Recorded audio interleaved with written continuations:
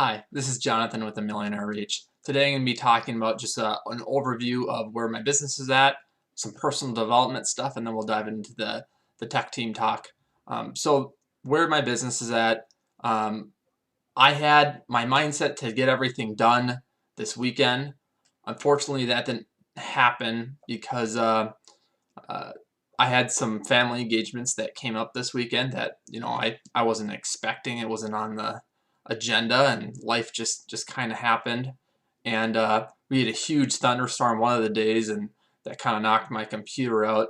And I was just so worried that it was gonna explode by like a lightning strike that I just had to turn everything off. So that was a loss of a day for the work there. But yeah, things are coming along. Tonight I plan on doing 4 videos.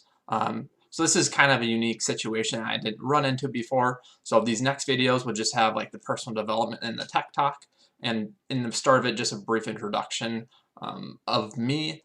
And then the other thing I wanted to just tell you of what I've learned is I think what I'm going to do is on Fridays, every Friday, have the content already done for the next 2 days. So if life happens on the weekend that I don't expect, then I have that all done, and I can just schedule it out in the YouTube. They actually have a feature in there that lets you take your video, and you can decide what day you want to show it on, what time you want to show it on, and you can schedule it out exactly how you want it. So I think I'm going to use that feature here in the future. Sorry for the TV light, it keeps changing here. It just is better for like the brightness. I'm gonna get like a little camera here in the future, but I haven't gotten that for like the lighting. So it's like a little camera light and some other equipment here. But next, let's just dive into this.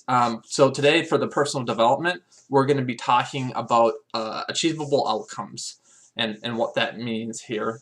So I'm going to briefly just look over here to my notes, and I'll talk more about it. But achievable outcomes is what's going to happen when you hit the achievement that you're trying to accomplish, right?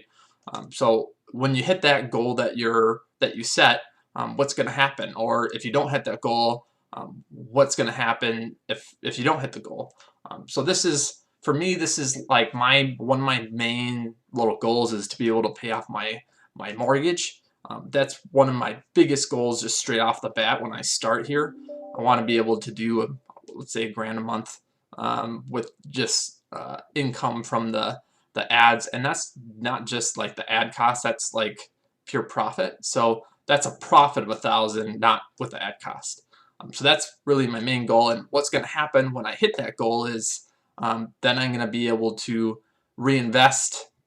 Basically what I'm going to do is I'm going to take 50% of that and reinvest that into just the ad marketing, and then the other 50% I'm just going to put that away in the side for different expenses that I have for the business. That way I have a good amount starting right off.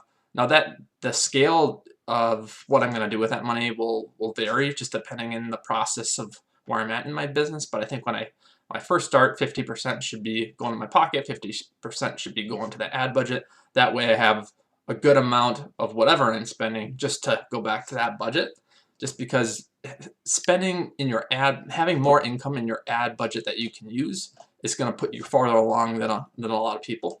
And then what's going to happen if you don't hit your goal? So if you don't hit your goal, you want to make sure you keep continuing until you hit that goal. But you want to make sure you set guidelines. So you don't just want to be hemorrhaging money. So if you see that something's not working, you need to adjust and change things just so that they can work by trying different things. But you want to make sure you just collect all the data that you're using, because you want to make sure you don't repeat the same mistakes.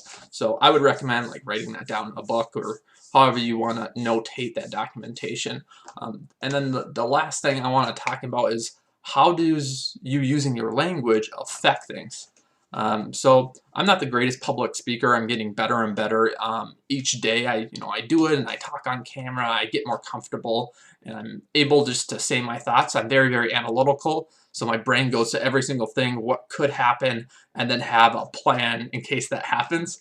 So I'm kind of crazy like that, but that's just something that I was always just made with. So It could have been a learned habit, but I think it's just like in my DNA. And then the final thing I just want to talk about, like the last thing in this personal development segment, is what words are really hindering you. So Kevin talks about this a lot actually in the personal development. So words that hinder you are, I'm hopeful of this. Like, I hope this can happen. Like, I hope that I can do this. No, you don't hope, you can do it. Like, you have to be confident, you have to have that state of mind, and then you have to be able to say that without, stumbling on your words, or really like being, yeah, maybe I can do this, I don't know. So yeah, you just have to be like really defined in your speech and what you're saying, and just be really under control of what your thoughts are. I tend to speak really fast, or I tend to like get really into my head, and I pause and I talk a little bit more and I pause again. So yeah, you just have to be really mindful of your words, but you also have to think about how you're going to say something and make sure how that comes across the other person so they can make it relatable. The other two words that I want to talk about is I can't. So you never want to put in your language that you can't do something, right? So you can do it, you just learn from those experiences, that when you have issues that you overcome them, and then once you overcome them, then you learn from them. So you don't want to even use the I can't, it's I can, and I can. I'll fail all these times until I do it, right? So I can do it. And then the last thing is, the last word I want to put in here is I'm trying. Well, you don't really try, you do, right? You don't say, hey, I'm going to try to run a marathon. No, you either run a marathon or you don't run a marathon. You either run or you walk. So if you're going to try to do something, you have to stay committed. You have to have a strategy, a plan. You have to make sure that you train every day, because if you don't train, you're not going to do it. There's no try. There's I am. I am this. I am going to do this, right? So that's just my mindset on that matter. People have different ideas, and they have different mindsets in regards to these words, but this is something Kevin kind of really touched on, and I think it's really important to change my language on this. And then the last thing is our tech talk. So our tech talk, I'm going to be talking about like your internet service. So as you know, there are outages. If outages happen, you have to have a backup plan, right? So I've seen this done a couple different ways. One is to have like an additional service. So let's say you had like Comcast or some other big internet company. You want to make sure, if you have the budget for it, you have to have a backup in place in case things are down. So if you do need like a lot of data, I would recommend then going to another service provider to have two lines coming in with two different modems. So if one goes down, then you can just switch over, and whichever one is more stable, that's the one I would recommend using. The other thing, excuse me, the other thing I would want to let you know is there's a thing called a hotspot. Now, there's different things for the hotspot. You can get like a physical device for the hotspot, or you can have one on your phone. Usually it's included in your data plan. And what that allows you to do is, if your internet kicks out, then you have a backup. Usually it's for a certain amount of data that you have for your hotspot. But that backup will let you, do your work and be able to get things done. And, it won't just go out. The final thing I want to talk about in this is what happens if you have a big storm and there's a lightning strike, right? What happens if there's a lightning strike, it hits your house, and all the power goes out? Like, what is your plan to fix that? Well, a big plan that you could have is a UPS. So UPS stands for uninterrupted power supply, right? So what that does is it's a backup on your computer. Basically, how you would really want to connect it is you want to make sure your modem's connected to it, your router, if you have one. If you have like an all-one unit modem / router, then you would just connect that one device, and then any external devices that you would want connected to it. So typically you would connect like your computer, or really important hardware that you have in the house that you want to stay online if there is an outage.